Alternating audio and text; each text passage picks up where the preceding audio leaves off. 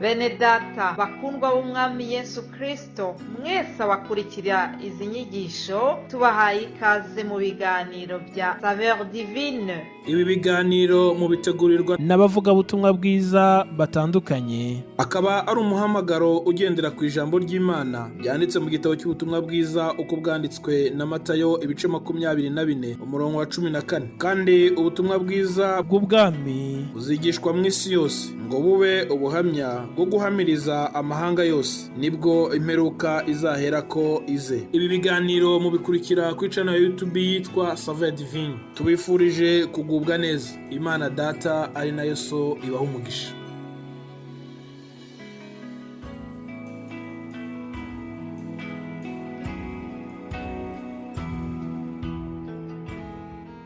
Yesu ashimwe bakundwa shuti mwese abakurikira iki kiganiro Saveur Divine. Amahoro ya Kristo naganze mu mitima yanyu.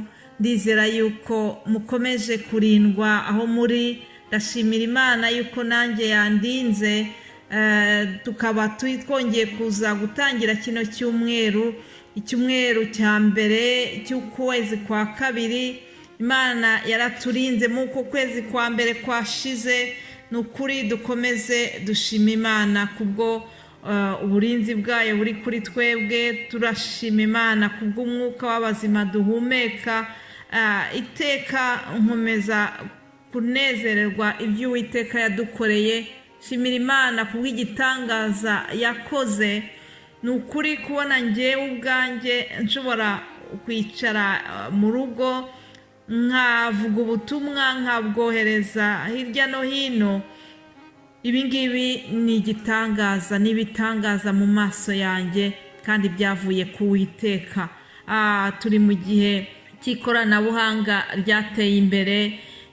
Hari igihe ibi bitashobokaga kuba, rero narashoboye kubibamo n'umugisha n'ubuntu bugeretse ku bundi. Nzahora mbishimira Imana. Hari benshi batambutse batashoboye gukora ibintu nk'ibi ngibi, ariko wenda barabyifuzaga, byari kubanezeza nabo kubibamo, ariko ntibyabakundiye. Ubwo rero Imana yatwemereye kurama kuba twageza kuri uyu munsi. Imana ikaduha uburyo bwo kuvuga ijambo ryayo, kwamamaza ubutumwa bwiza binyuze muri iri koranabuhanga. Mumfashe tuyishimire.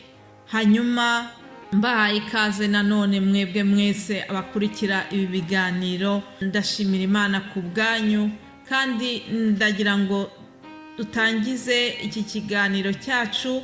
Amagambo tubona muri Zaburi ya 74 n'amagambo yo gusingiza Imana. Reka tuhere ku murongo wa 15. Haravuga ngo, ni wowe watoboye isoko n'umugezi, wakamije inzuzi zidakama. Amanywa n'ayawe kandi nijoro ni iryawe. Waremye umucyo n'izuba, ni wowe washyizeho ingabano zose z'isi.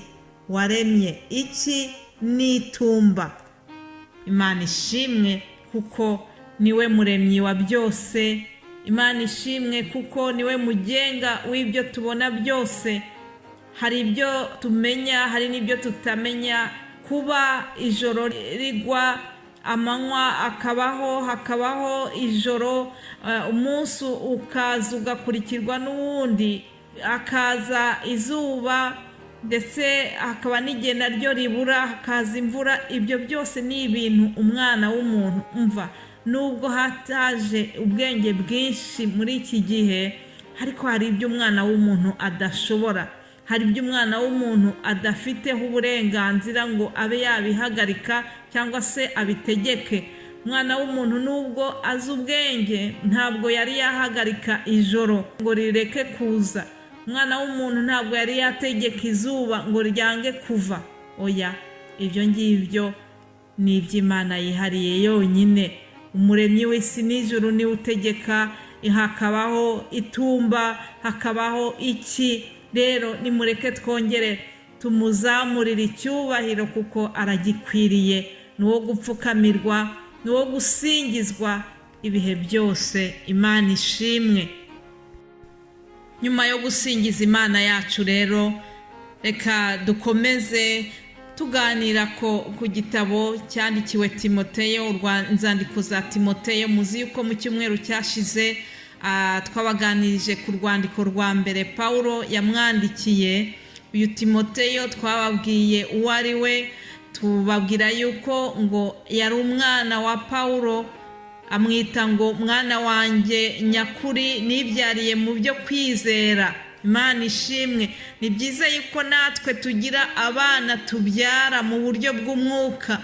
Mbese wowe unyumva, niba uri umukristo ubimazemo igihe runaka, mbese wowe hari abana waba warabyaye mu buryo bw'umwuka, birakwiye yuko tutaba ingumba zo mu buryo bw'umwuka. Pawulo yari yarabyaye Timoteyo, natwe rero dusabe Imana kugira ngo iduhe abo tubyara mu mwuka. Hanyuma muri urwo rwandiko rwa mbere twahabanye ibintu byinshi. Pawulo yabwiye Timoteyo, aramubwira ngo ndashimira Yesu Kristo ngo umwami wacu wambashije, ngo kuko yatekereje ko ndi uwo kwizerwa, ngo akangabira umurimo we, ngo nubwo nabanje kuba umutukanyi n'umurenganya n'umunyarugomo. Imana ishimwe kuko itajya yita ku byahise. Iyo umuntu ayihindukiriye akava mu byaha agasaba imbabazi akihana, Imana iyibagirwa ibyahise ikakureba nk'umwana wavutse bundi bushya, ikakubabarira. Haleluya. Ibyo nibyo Pawulo yahamirije Timoteyo. Nongere mbibutse kandi ko muri uru rwandiko rwa mbere niho yamwibukije yuko ngo hariho Imana imwe, ngo kandi hariho umuhuza umwe w'Imana n'abantu, ari we Yesu Kristo. Haleluya. Ni byiza yuko ibyo nabyo duhora tubyibuka tukabizirikana. Ntihazagire ukubeshya ngo hari uwundi waguhuza n'Imana. Oya, Yesu niwe nzira imwe itugeza ku Mana Data wa twese, nta yindi nzira. Ku musaraba wa Yesu Kristo i Gologota yamenetse amaraso ku bwacu. Ni muri icyo gikorwa cy'umusaraba niho yaduhuje n'Imana. Umuririmbyi yaravuze ngo nta yindi nzira tuzabona, ngo ntayiriho nta n'imwe, ngo ni ukuri inzira ijya mu ijuru, ngo ni iy'umusaraba. Imana ishimwe. Intumwa Pawulo yakomeje kumuhugura, iramubwira ngo kugeza aho nzazira, ngo ujye ugira umwete wo gusoma, ngo no guhugura, ngo no kwigisha, ngo kandi ngo ntukirengagize impano ikurimo. Haleluya. Natwe ni byiza yuko tugira umwete wo gusoma ijambo ry'Imana. Mu ijambo ry'Imana mu gusoma niho Umwuka Wera azagenda duhishurira ibindi dukeneye kumenya muri uru rugendo. Ibyo kwari ukubibutsa by'ingenzi bimwe mu byo twabonye mu cyumweru gishize. Rero muri iki cyumweru kigiye kuza tuzareba noneho urwandiko rwa kabiri Pawulo yandikiye Timoteyo.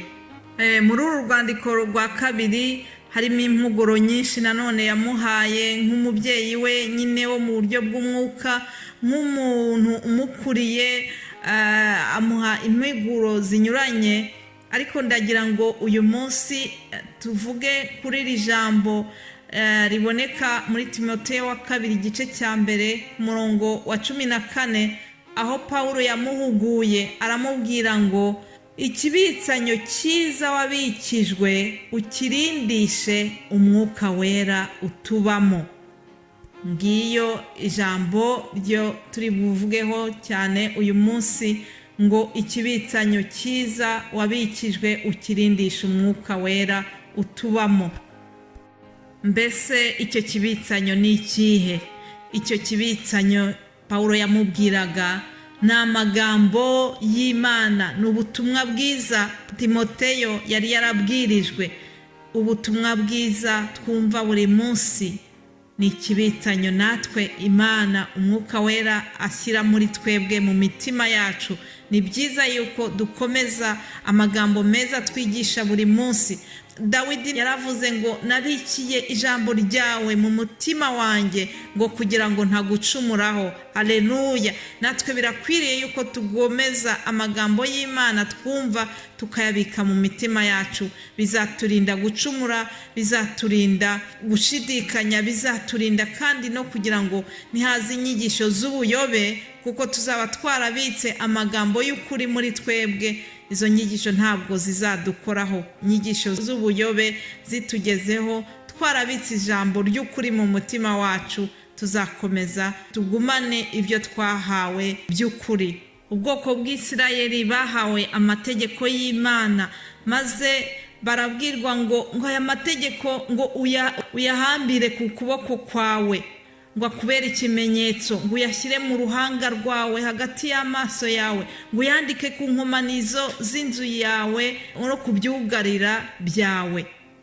Rero bene data, natwe aya magambo y'Imana twumva dufite inshingano zo kuyandika mu mutima wacu. Ntabwo twebwe tuzayandika ku nzu no ku nzugi z'inzu zacu, ahubwo tugomba kuyandika mu mitima yacu.